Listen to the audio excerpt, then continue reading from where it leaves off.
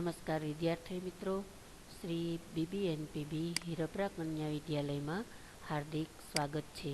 આજે આપણે ધોરણ 11માં સંસ્કૃત વિષયમાં પદ્ય 8 મોહમ મુદગરહ જેના વિશે આપણે અભ્યાસ કરીશું। વિદ્યાર્થી મિત્રો, આપણે સૌથી પહેલા શીર્ષકને સમજવા પ્રયત્ન કરીએ તો કે મોહ એટલે કે મોહ અને મુદગરહ એટલે કે જે વ્યાયામ કરવા માટેનું એક સાધન છે જેને કહેવામાં આવે છે મોગરી, કે જે શંકુ આકારનું સાધન છે અને એ સાધન દ્વારા જે વ્યાયામ કરવામાં આવે છે જેનાથી વ્યક્તિ છે એ એટલો બધો તાકાતવાન શક્તિવાન બને છે।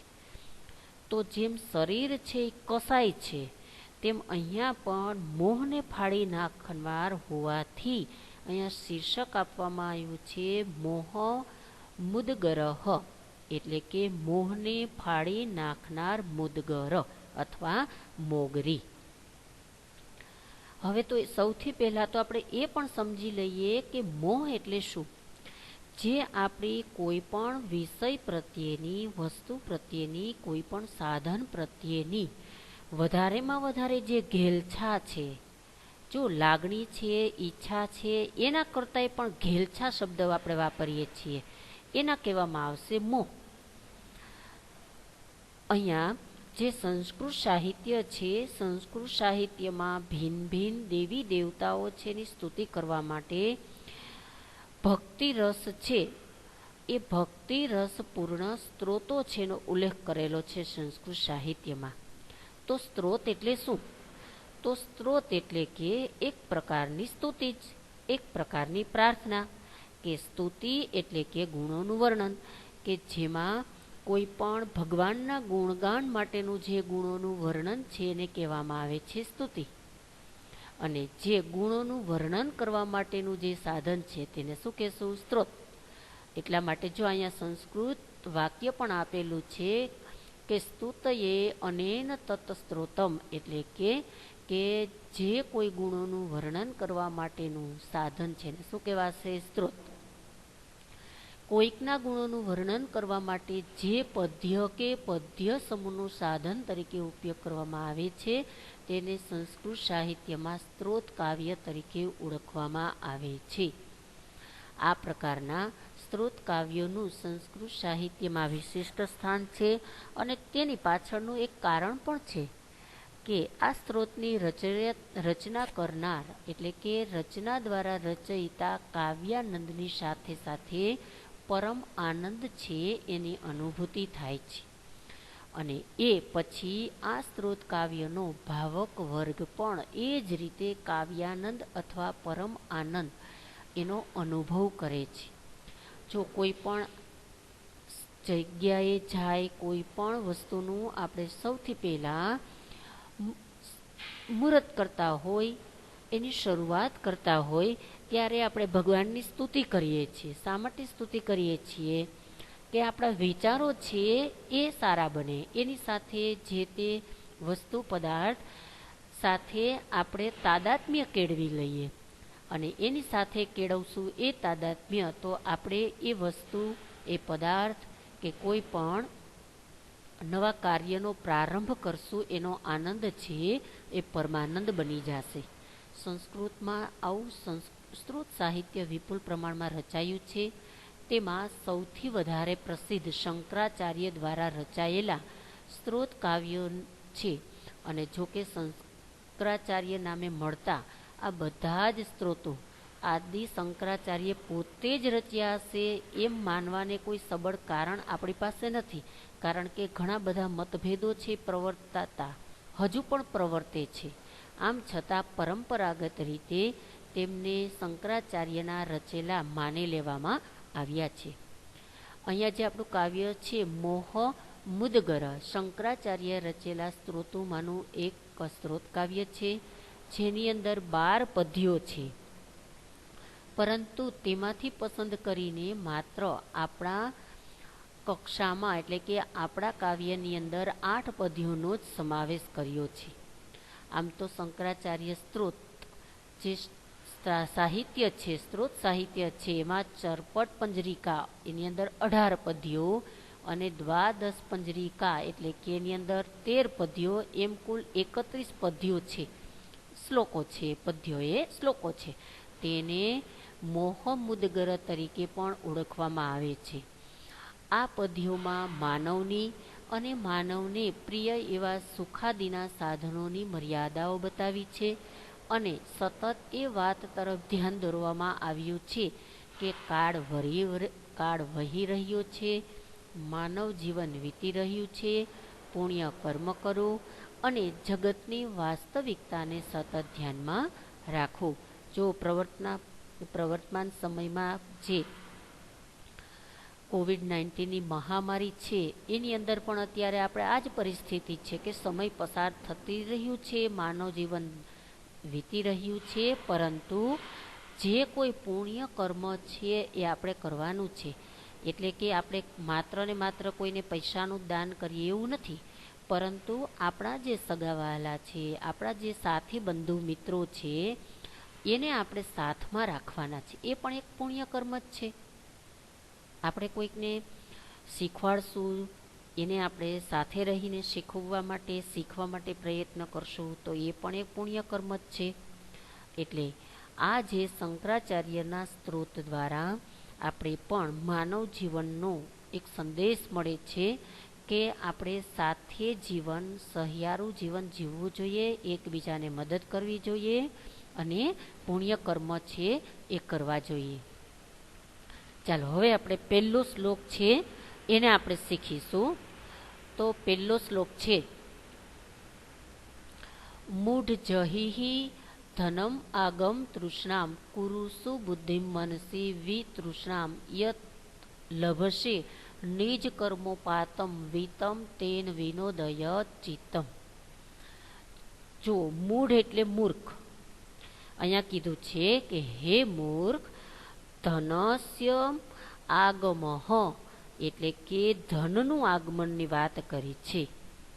તૃષ્ણા એટલે લાલચ, કે ધન પ્રાપ્તિની લાલસાને શું કર્યું છે?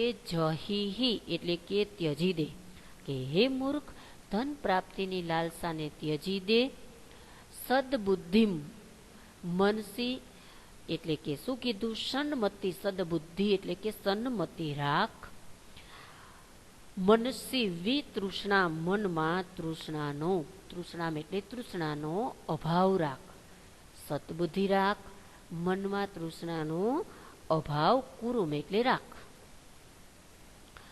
નિજ કર્મોપાતમ પોતાના કર્મથી, પાતમ એટલે પ્રાપ્ત થયેલું, નિજ એટલે પોતાના, કર્મ એટલે કર્મ, પાતમ એટલે પ્રાપ્ત થયેલું, પોતાના કર્મથી પ્રાપ્ત થયેલું. વિતમ એટલે કે જે ધન,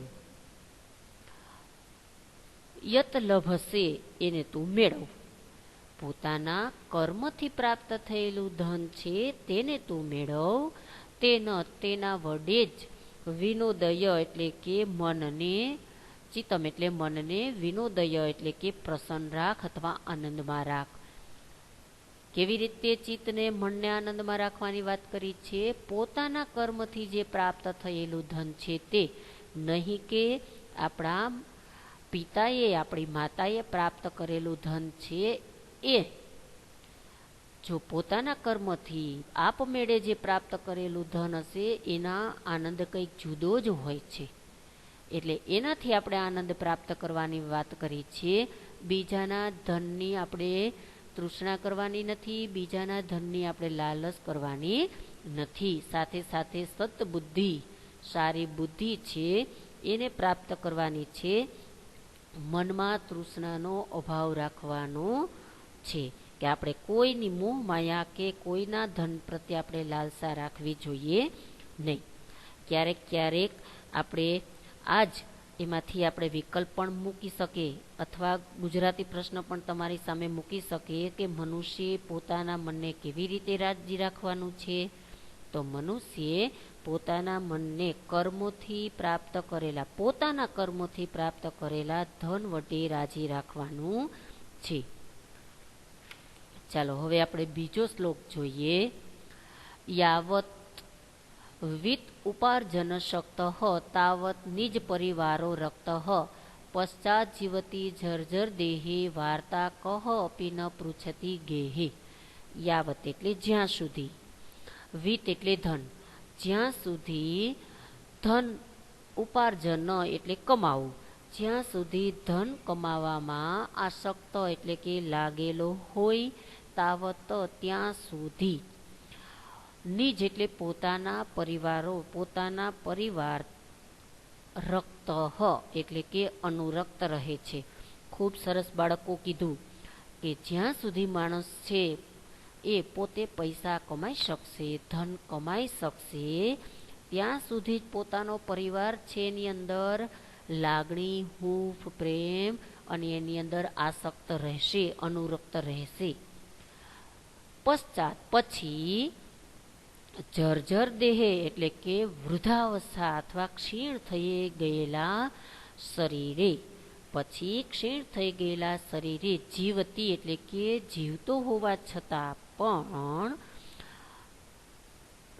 વાર્તા, અહીંયા વાર્તાની વાત નથી કરી પણ એના સમાચારની વાત કરી છે, ખબર અંતરની વાત કરી છે કે કહ અપી કોઈ પણ, ગેહ એટલે ઘરમાં, ન પૃચ્છતી એટલે કે પૂછતું નથી, કે પછી ક્ષીણ થઈ ગયેલા શરીરે જીવતો હોવા છતાં ઘરમાં કોઈ પણ ખબર અંતર, વાર્તા એટલે ખબર અંતર પણ પૂછતું નથી. અત્યારે સાંપ્રત સમયની અંદર આ જ પરિસ્થિતિ ખૂબ જ જોવા મળે છે કે ઘરની અંદર વડીલો હોય છે, વૃદ્ધ માતા પિતા હોય છે, જ્યાં સુધી એ કાર્ય કરી શકે છે ત્યાં સુધી આપણે એને ખૂબ લાડ પ્રેમ હૂંફ રાખીએ છીએ અને પછી આપણે એની કોઈ દેખભાળ કે સંભાળ કરતું નથી. અને જો બાળકો તમે પહેલાંના સમયની અંદર આપણે બા દાદા વૃદ્ધ લોકોને મળશું તો એને સાંભળેલું પણ ન હતું કે વૃદ્ધાશ્રમ શું છે. અત્યારે વૃદ્ધાશ્રમ ખુલી ગયા એનું કારણ માત્ર ને માત્ર આ જ વસ્તુ આપણે જોવા મળે છે કે એને આવક છે આવતી બંધ થઈ ગઈ. શાને કારણે થઈ ગઈ? શરીર છે જર્જરિત થઈ ગયું, વૃદ્ધાવસ્થા આવી ગઈ, એટલા માટેથી એની આવક ઓછી થઈ ગઈ. એટલે અત્યારના લોકો છે, યુવાનો છે, એ પોતાના માતા પિતાને વૃદ્ધાવસ્થામાં વૃદ્ધાશ્રમે મૂકી આવે છે. એટલે ખરેખર બાળકો આપણે ખૂબ શીખવા જેવું છે કે એક બોધપાઠ લેવો જેવો છે કે સમય સતત ચાલે છે અથવા જ્યાં સુધી માણસો છે આપણી સાથે છે, આપણે કંઈક કાર્ય કરી શકતા હશું ત્યાં સુધી જ લોકો આપણી ખબર અંતર પૂછે છે, બાકી કોઈ આપણું ભાવતાલ છે કરી શકતા નથી. અહીં શંકરાચાર્ય છે એ માનવ સંબંધી ક્ષણભંગુર શરીર તરફ આપણે અંગુલી નિર્દેશ કરીએ છીએ કે સંસારિક મોહમાયા છોડીને પરોક્ષ રીતે ભગવાનનું શરણ લેવાનો આપણે શું આપે છે? બોધ આપે છે. વિદ્યાર્થી મિત્રો, આજે આપણે એટલે સુધી અભ્યાસ કરીશું. બીજા પીરિયડની અંદર આપણે 3 થી 8 શ્લોક સુધીનો અભ્યાસ કરીશું. આભાર.